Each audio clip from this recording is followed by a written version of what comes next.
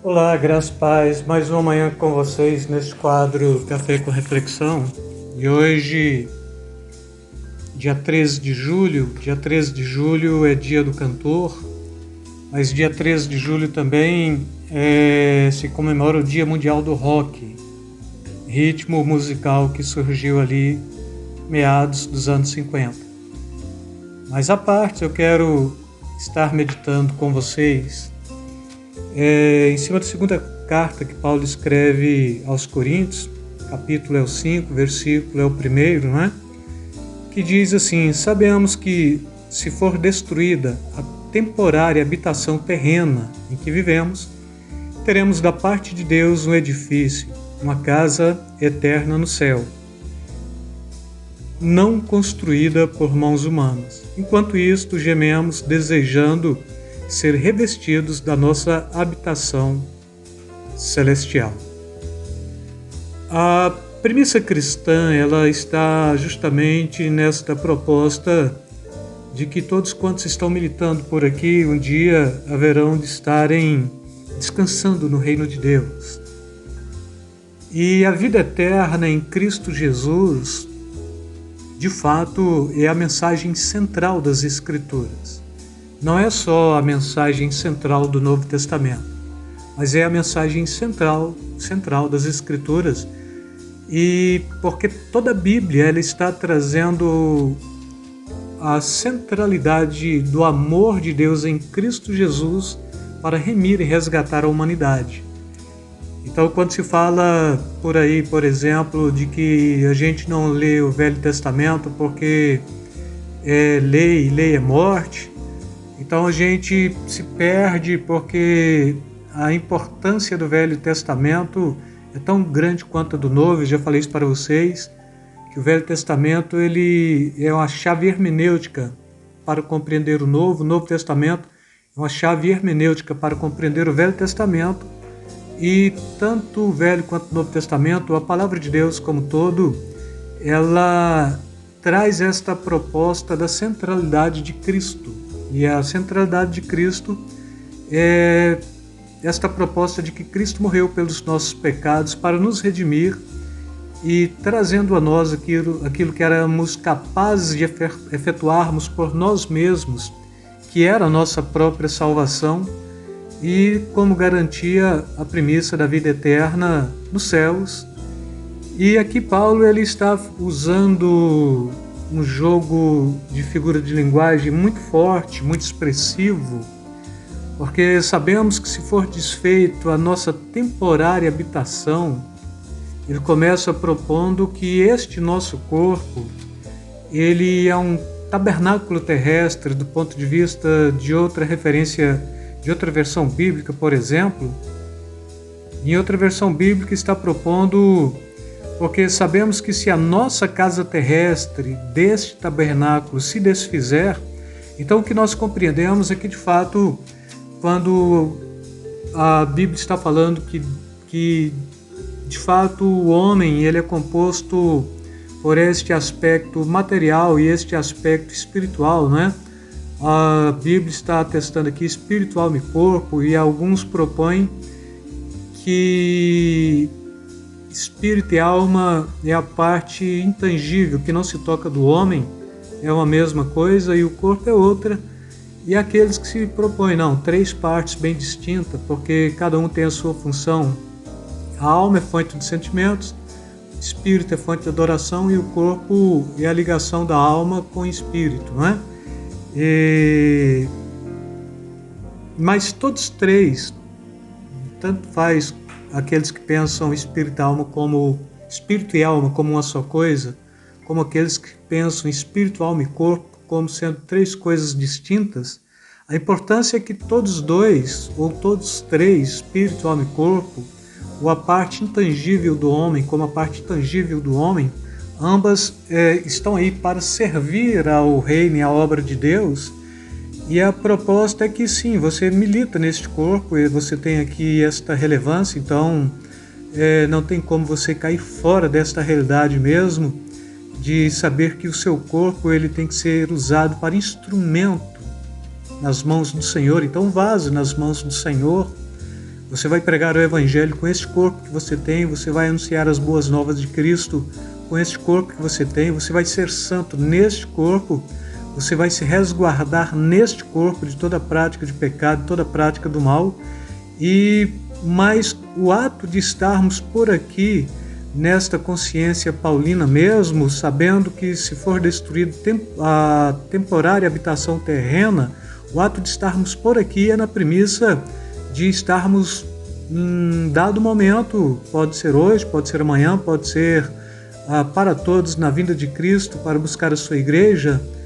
estarmos não mais aqui, mas acolá, na vida eterna, no reino de Deus, no céu, não é? Habitando com o Senhor para todo sempre. A nossa temporalidade de habitação neste corpo, ela nos garante alguma coisa de suma importância, porque enquanto aqui somos relevantes no corpo, na alma e no espírito, ou no corpo e na parte intangível do homem, para adorar e servir a Deus, mas trazendo esta compreensão, irmãos, que se nós somos de fato estes que estamos vivendo nesta habitação terrestre, este corpo físico mesmo, a nossa premissa mesmo é termos da parte de Deus um edifício, uma casa eterna nos céus, que não fora construído por mãos humanas, mas que de fato é construído pelo próprio Deus para que possamos habitar um dia. E enquanto isto, estamos por aqui. Por mais que a gente desfrute de coisas boas, por mais que a gente se encante com belezas naturais desta vida, estamos por aqui gemendo, desejando ser revestidos da nossa habitação celestial. Porque para o cristão mais importa ter este revestimento de uma habitação celestial, e é isso aqui a Bíblia, no capítulo 15 mesmo, do próprio Paulo escrevendo aos 1 Coríntios, já falei isso para vocês semana passada, né? Ele está falando que este corpo, que é um corpo corruptível, ele será revestido da incorruptibilidade, e aqueles que já morreram em Cristo, estes tomarão forma, não nos seus próprios corpos do homem corruptível, mas em corpos incorruptíveis, e ambos juntos para encontrarmos com o Senhor nos ares. E assim, quando de fato temos esta compreensão, a nossa vida ela fica mais esperançosa, mais cheia de expectativa, e mais a gente vai querer compreender a necessidade de estarmos trabalhando para que o reino de Deus seja consumado na face da terra, na sua maior plenitude, porque então o Evangelho de Mateus está propondo isto, não é? O próprio Jesus, quando este Evangelho do reino for pregado a toda criatura, então virá o fim. E eu sei que para muitos de nós o fim pode ser alguma coisa enigmática, temerosa, né? Espantosa até, mas para nós que aguardamos a bem-aventurança, a habitação celestial e o revestimento da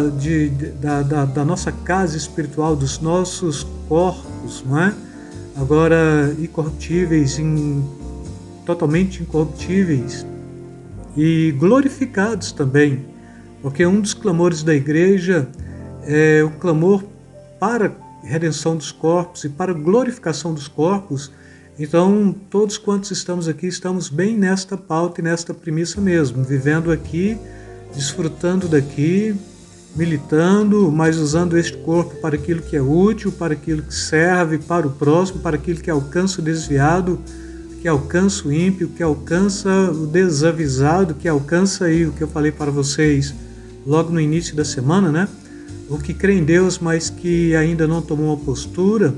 o cético, o agnóstico e o mesmo ateu, né? Alcançando esta gente toda aí, falando do amor de Jesus, sendo testemunha fiel, sendo representante do reino de Deus, demonstrando convicção mesmo, e esta convicção que não nos faz arredar o pé, mas que nos faz avançar e que nos faz cada vez mais falarmos com maestria, com destreza e com capacidade de estarmos convencendo, não convencendo por um bom discurso apologético, por uma fala interessante, mas convencendo por aqueles olhar por aqueles que estão de fora, a olhar para nós, perceber tanta convicção, mas tanta convicção, que essa convicção também possa ser algo contagiante para a vida deles. E a nossa convicção é na vinda do reino de Deus, definitivamente, não é? Ou é partirmos desta habitação terrestre, temporária, para termos o edifício da parte de Deus, uma casa eterna, construída não por mãos humanas. Enquanto isto, por aqui gemendo, desejando ser revestidos de nossa habitação celestial, porque estando vestidos, não seremos encontrados nus. E esta figura de linguagem do apóstolo, ela vai caber muito bem na vida de cada um, porque, primeiro, a nossa vestimenta neste corpo, ela é útil para, de fato, ser oferecido como libação. Paulo estava oferecendo o corpo dele como libação para o Senhor.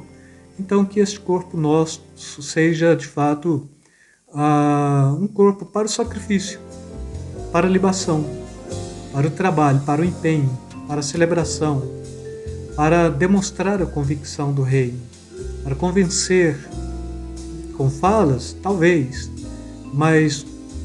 com convicção, com certeza, tanta convicção que contagie aqueles que estão de fora. Então seja você alguém que de fato compreenda, olha, eu estou vivendo por aqui, nesta habitação terrestre, temporária, mas tenho da parte de Deus um edifício, uma casa eterna nos céus, que não é feita por mãos humanas. Ainda sou produto do amor do meu pai e da minha mãe,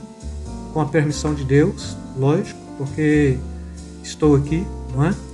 Mas eu quero ser produto único e exclusivamente da mão de Deus. Por isto, não feito por mãos humanas, construídas nos céus. E assim eu quero consolá-los para estarem pleiteando esta certeza e esta garantia de vida eterna e usando o seu corpo como instrumento de justiça, para que cada vez mais, ao se consumir e ao perceber que esta morada temporária, esta habitação terrena temporária estiver se desfazendo, sobretudo você está tendo como garantia esta edificação, este edifício, este tabernáculo, que não foi feito por mãos humanas, que te aguarda nos céus. Com isto, eu quero deixar mais uma vez um beijo na alma, beijo no coração de cada um de vocês. Fiquem na paz, que o Senhor vos abençoe rica e abundantemente, amados.